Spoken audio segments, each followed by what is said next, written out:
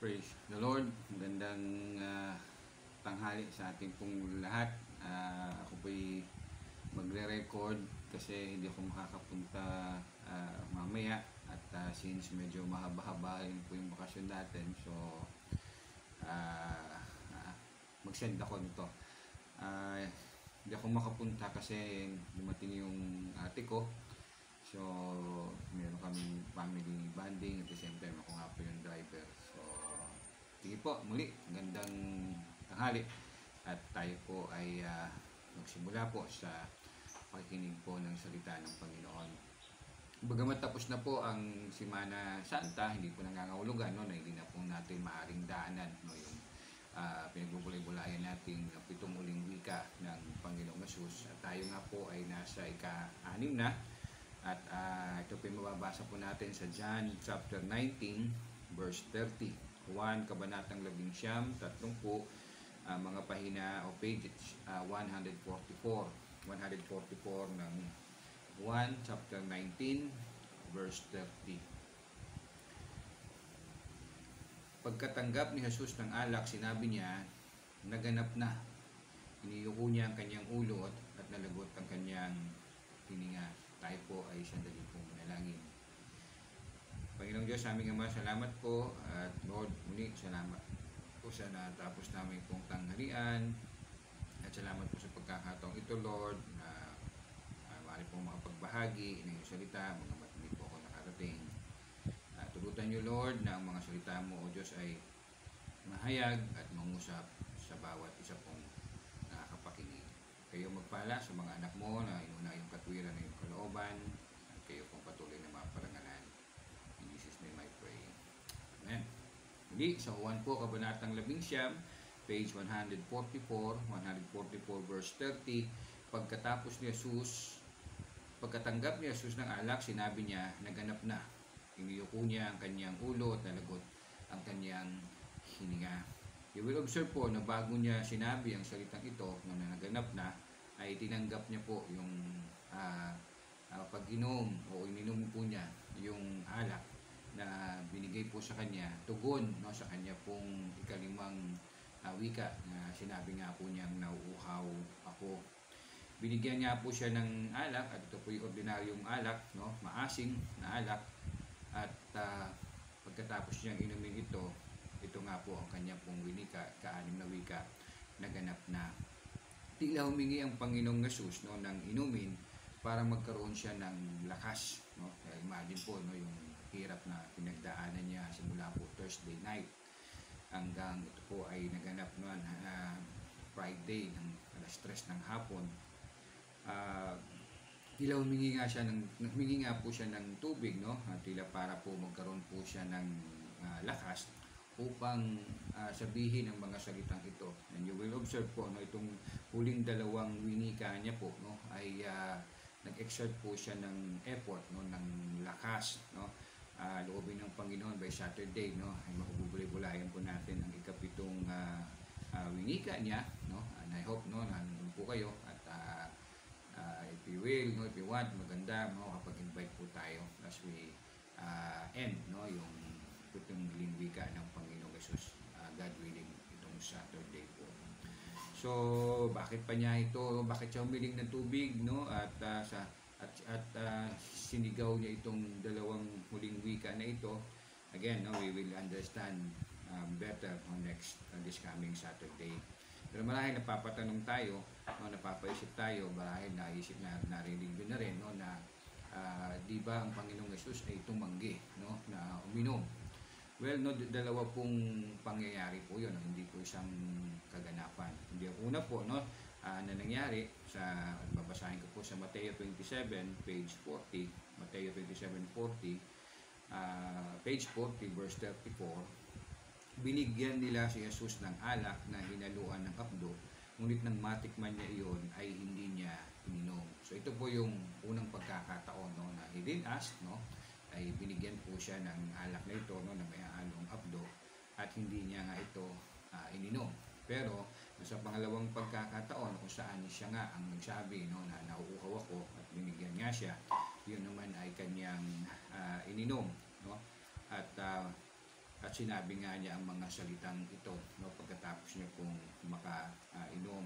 Na tila nga, no, humihingi siya ng tubig, no, para magkaroon siya ng lakas para sabihin ang mga salitang ito. At ito nga po ang salitang naganap na o tetelestai. Tingnan natin muna po ang salitang naganap na, no, kung paano ito ginagamit po, no, na pangungusap o pagpapahayag, no, para lalong maunawaan natin ano nga ibig sabihin ng Panginoong Hesus, no, sa salitang naganap na. Sa Griego po, no, isang salita lamang po, tetelestai. Sa Matthew chapter 11, again, babasa po tayo ng ilang mga talata na kung saan ginamit po ang salitang teleo, no, o tetelestai, and we can understand, no, kung ano nga po pagkagamit ito, pakahulugan. Chapter 11 ng Mateo, page 14, Matthew 11, page 14, verse 1. Pagkatapos, no, teleo, pagkatapos niyang ipangaral ang mga bagay na ito, umalis si Jesus sa Galilea at nagtungo sa lupain ng Judea sa kabila ng ilog Jordan. So, pagkatapos, no, teleo. Sa Luke chapter 2 naman, Matthew chapter 19, Mateo 19, page 26, Mateo 19, page 26, verse 1, pagkatapos, teleo, no, niyang ipangaral ang mga bagay na ito, umalis si Jesus sa Galilea at nagtungo sa lupain ng Judea sa kabila ng ilog Jordan. So, pagkatapos, teleo. Sa Luke chapter 2, page 76, Luke chapter 2, page 76, verse 39, 39 ng Lucas chapter 2, page 76, nang maisagawa na nila ang lahat, teleo, at nang ayon sa itinakda ng kautusan ng Panginoon, umuwi na sila sa bayan ng Nazareth sa Galilea. Tutukoy po dito ni Lucas po, no, ang mag-asawang Jose at Maria, no, kung saan dinala po nila ang sanggol na si Jesus. Nang maisagawa na nila ang lahat, no, maisagawa, no, teleo. Now, ano po tinutukoy ng Panginoong Jesus, no, na naganap na? Sa Luke chapter 18, bago tayo bumalik po sa text natin from John chapter 19, Lucas kabanatang 18, page 104. Lucas 18, 104, mga talata 31 hanggang 34. Lucas kabanatang 18, page 104, 31 to 34. Ibinukod ni Jesus ang 12 at sinabi sa kanila, pupunta tayo sa Jerusalem at dooy matutupad, teleo, ang lahat ng isinulat ng mga propeta tungkol sa anak ng tao. Siya ibibigay sa kamay ng mga hintil, puputyain, hahamakin at duduraan, siya ay hahagupitin at papatayin, ngunit sa 3 araw ay muli siyang mabubuhay. Subalit ang 12 ay walang naunawaan sa kanilang narinig. Nilin sa kanila ang kahulugan niyon at hindi nila nalalaman ang sinasabi ni Jesus. So here, no, no, sa Luke chapter 18 na we just read, no, ipinapahayag kung ano ang sinasabi o pinatutukuyan ng Panginoong Jesus nang sinabi nga po niya ika-6 na wikang naganap na. Nang naganap na, natapos na, nangyari na, ay ang mga ipinahayag, no, ng mga propeta, no, sa kasulatan tungkol sa anak ng tao, sa Panginoong Jesus. Ano pong pinahayag ng mga propeta, no, tungkol sa Panginoong Jesus na sinabi ni Jesus na naganap na? Again, verse 32 to 33 ng Luke 18, siya'y ibibigay sa kamay ng mga hintil, no, sa mga Romano, ito yung naganap, puputyain at hahamakin at duduraan. Ginawa po sa kanya ito mula po nang siya'y hulihin hanggang siya po'y nakapako sa krus. Siya'y hahagupitin at papatayin, muli sa 3 araw ay muli siyang mabubuhay. So, ang salitang teleo o tetelestai, no, ay na sinabi ng Panginoong Jesus ay tumutukoy po sa kanya pong buhay, kamatayan at muling pagkabuhay.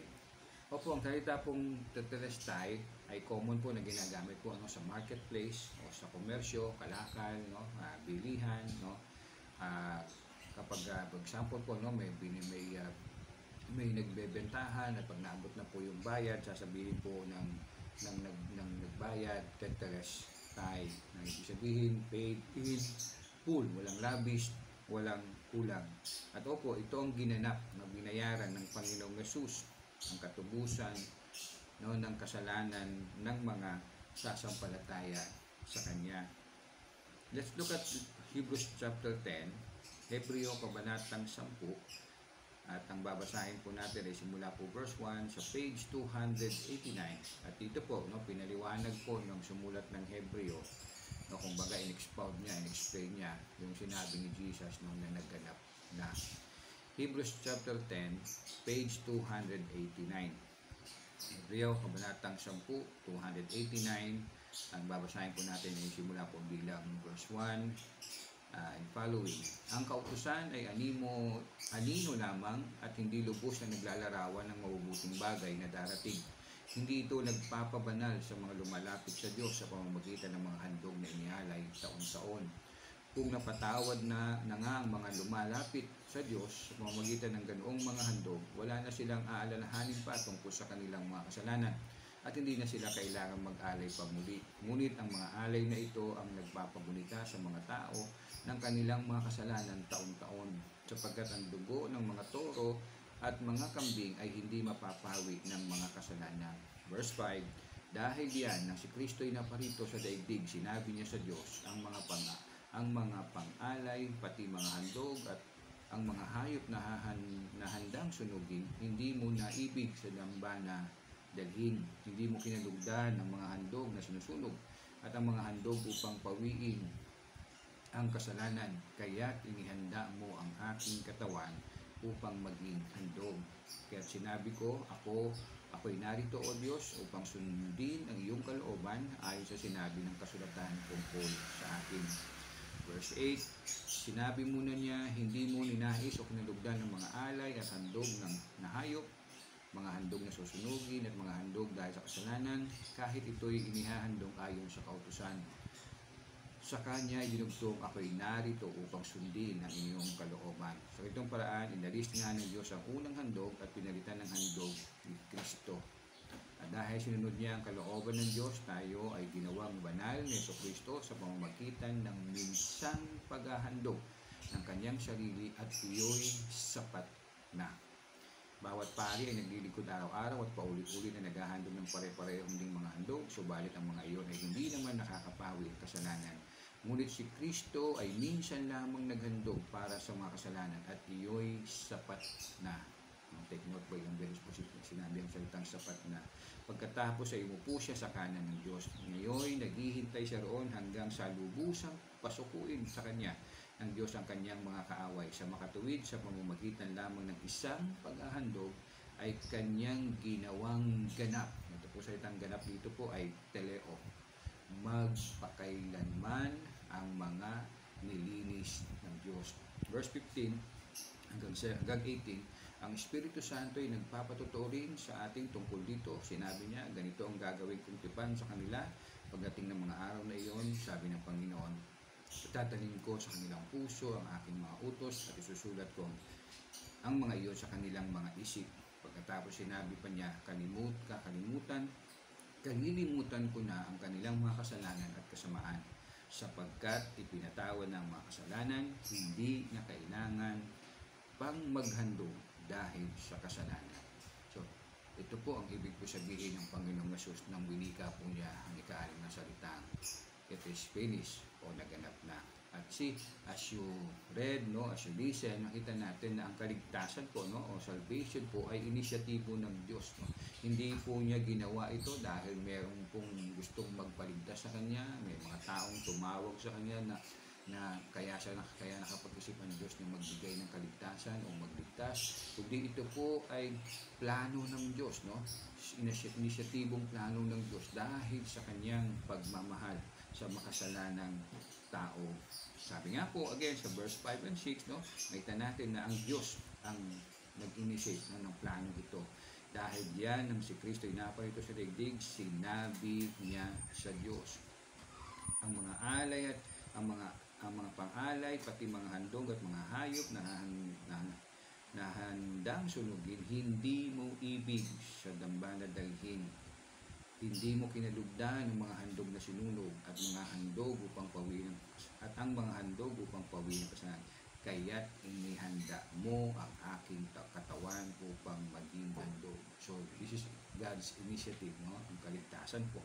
At opo, nandiyan po ang Diyos Anak, ang Panginoong Jesucristo, na siyang gumanap po ng planong ito. Sabi nga po sa verse 7, again, Kaya't sinabi ko, ako'y narito, O Diyos, upang sundin ang iyong kalooban.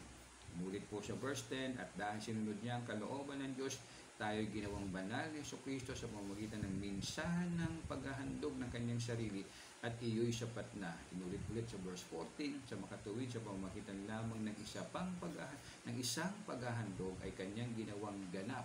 Again, teleo, magpakailanman ang mga nilinis ng Diyos. So, nandyan po ang pagpaplano ng Diyos Ama, nandyan po ang pagganap ng anak sa plano ng Diyos. At pangatlo po, ang pagpapatotoo, ang pagtatak, ang pag-apply ka nga ng banal na Espiritu sa ginanap na kaligtasan ng Panginoong Jesus.